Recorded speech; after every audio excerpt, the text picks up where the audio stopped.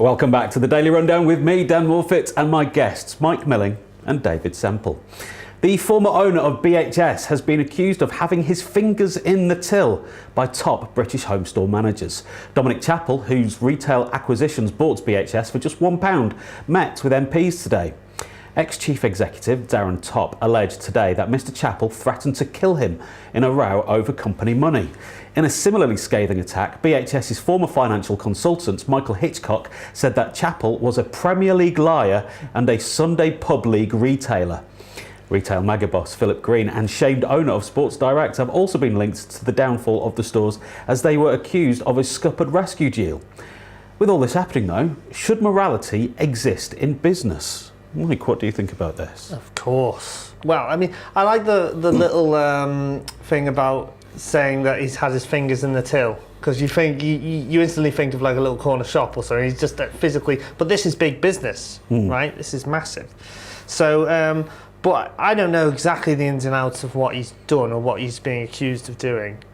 But to be accused of taking money out of the business that was failing, and he took money out, took a commission off it, and put it back. Right.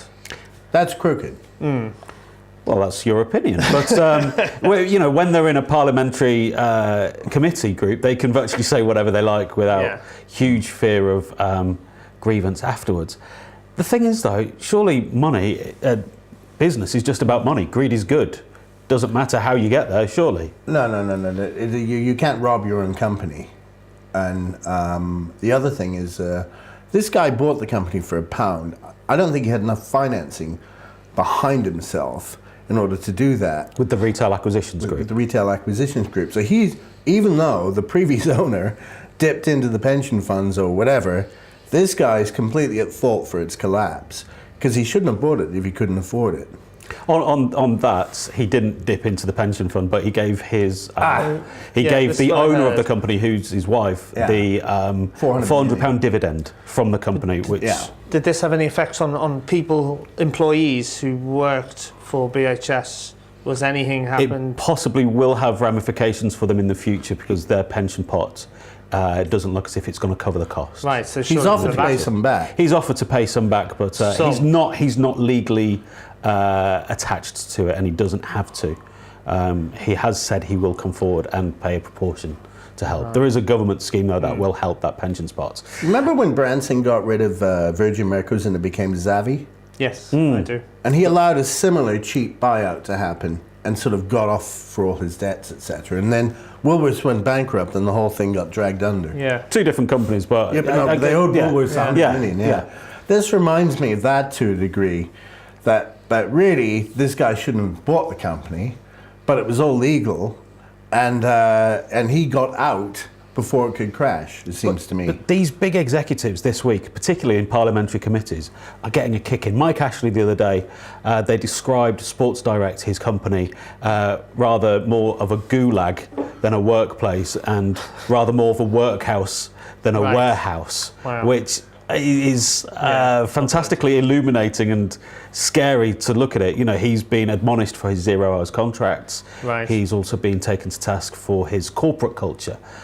But should businesses sort of try and refocus on your main assets in any company, surely, is the people? It's people. And I think that is something that you should always have in the forefront of your mind. That, business it's about people, and people being treated fairly.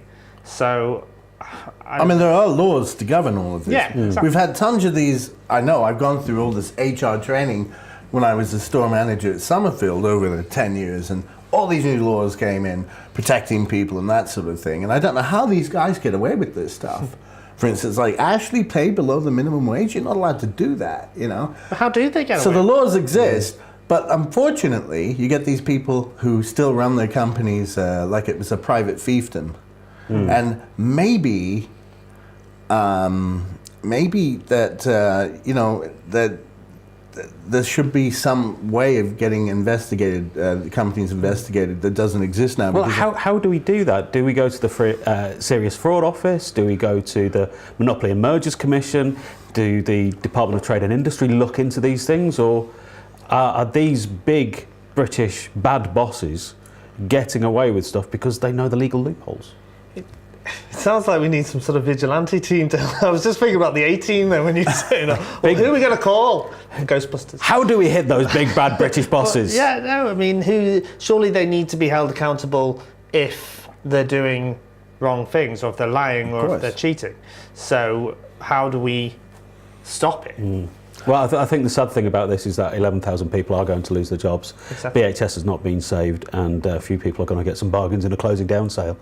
That's the only positive that was from this. The wrong company bought it. Yeah. Let's look at our next story now.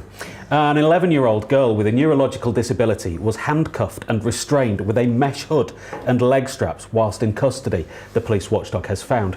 The child was arrested by Sussex police for minor offences and held for 60 hours without an appropriate adult.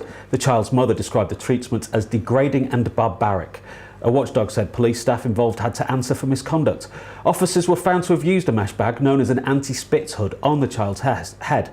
The mother, identified as Mrs H, has called for the use of spit heads on children to be banned. So, and a disabled 11-year-old treated like this. David, is this justice? Of course not. I mean, it's in the 21st century, police behaving like this, it reminds me of all those times in the States when people, what do they call those electric things? Tasers? Yeah, when people are like tasered for not doing anything wrong. That happens in the States all the time, and I think our police have to watch it. The police are excellent when dealing with shoplifters. They treat them like gods. You know, are you all right? He's just robbed me of like 5,000, whatever. but with young people, they've got to be careful. I think this is completely wrong. They should be sued, and this family should be paid money. Surely, in cases like this, though, the person at the top, the chief constable, his head should roll. If he's the head of an organisation, Sussex Police in this instance, an 11-year-old child with a neurological disability treated like this, and, you know, on a legal standpoint, without an appropriate adult for 60 hours, that contravenes virtually every law that exists. Whether the treatment was harsh in the first place, but without an appropriate adult at 11 with a neurological disability. But that's what you have to remember, because obviously we weren't there. I don't know what the situation was when they were dealing with this child. But whatever methods they had to use, or however disrupted the child was being, the child was still 11 years old. So obviously, when you think of like something like as aggressive sounding as a spit hood, you know, having that on an 11-year-old child, obviously that is a horrific image and a horrific idea that they would do that. So yes, as you say, the head should roll at the top, but obviously you should be focusing about the specific individuals who did this and why they felt they needed to do this. It sounds like criminal behaviour by the police. It's criminal behaviour by the police, yes. What action can be taken? Like Mike said, the top head should roll, but surely these people should be dealt with as well. Thoroughly investigated. Yes, I'm sure this has happened quite a lot. I mean, I have friends who are police who would never do things like this. They're very careful, you know. Yeah. But one bad apple can create a bad bunch. Yeah, you get that problem. Yeah, one of the most important things, obviously being police officer or whatever, is knowing the limitations and knowing how hard to come down at a certain time, and how, you know, how to react to situations and how to react to different kinds of people in different ages. So, but 11-year-old child.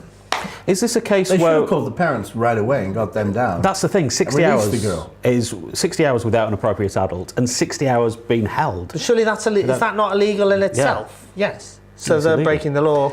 But that's the thing, they're the police, they should be upholding the law, not breaking the law. Exactly. Does this sort of push us towards maybe body cameras on all our police, just to cover both the police officers and the public at large? Good idea. A lot of them already have it. Yeah. A lot of them already have it. In America, it's becoming more and more prominent as part of a uniform. Maybe it should be here too. Yeah, well, it's that whole thing, isn't it? Who polices the police? So, you know, who watches the watchman? You've got, obviously there has to be some sort of process and some sort of safety checks on anyone. I mean, they get checked and stuff when they become police officers, obviously. Sure, I don't know the full process, and there should be spot checks constantly, and body cameras possibly. Do worry, because it's like a job where, you know, like any other. So you have your union, or you have the Independent Police Complaints Commission, will look differently on actions by their own officers sometimes. Yeah. To be honest, I think again, I have one close friend in London he doesn't live in London, but he's a cop in London, and he says you get a skewed, because you're always dealing with dodgy people.